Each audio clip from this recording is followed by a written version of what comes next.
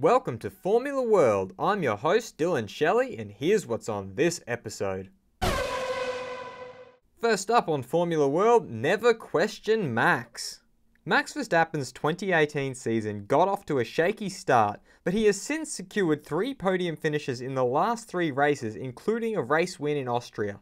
Many people were criticising Max and were calling for the young Dutchman to change his driving style, but now his father, Jos, has come to his son's defence. People should never again put a question mark on Max's so-called aggressive driving style. Max knows what he is doing. He has to fine-tune some small things, and he understands that himself, but by gaining experience he gets better and better. Dutch Grand Prix, Assen versus Zandvoort. There's no doubt that there is a significant interest for a Dutch Grand Prix, with many other venues getting flooded with a sea of orange spectators. Zandvoort was the previous host of the Dutch Grand Prix, but was removed from the calendar after 1985. FIA race director Charlie Whiting has recently visited the Netherlands, but went to the circuit in Assen as a part of an inspection for MotoGP.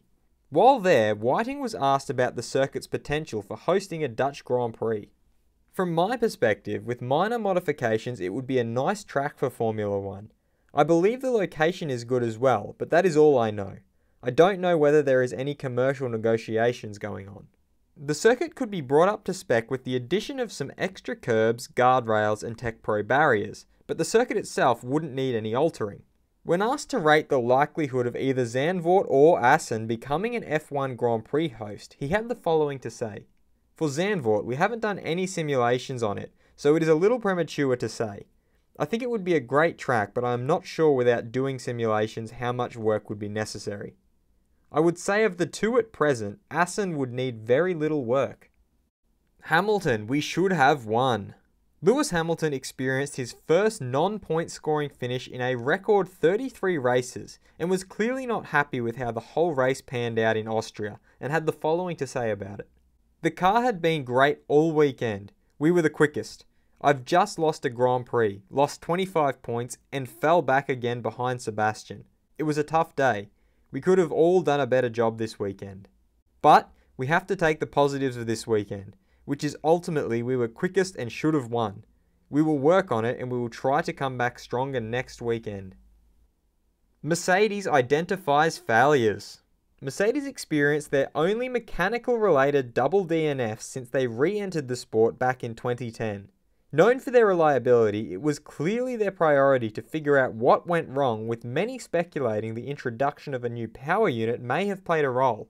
But Mercedes boss Toto Wolff denied such claims and explained the issues as he understood it.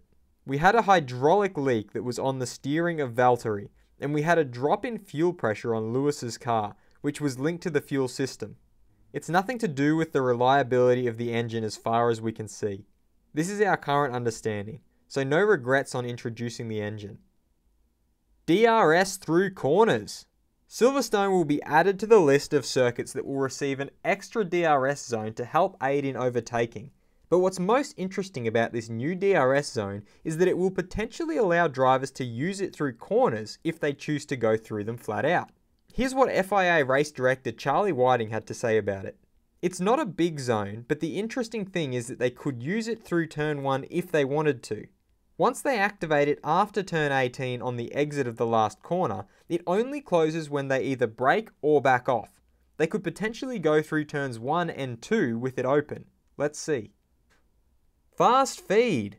Daniel Ricciardo recently spoke to Red Bull's big boss and says that there is still more to sort out.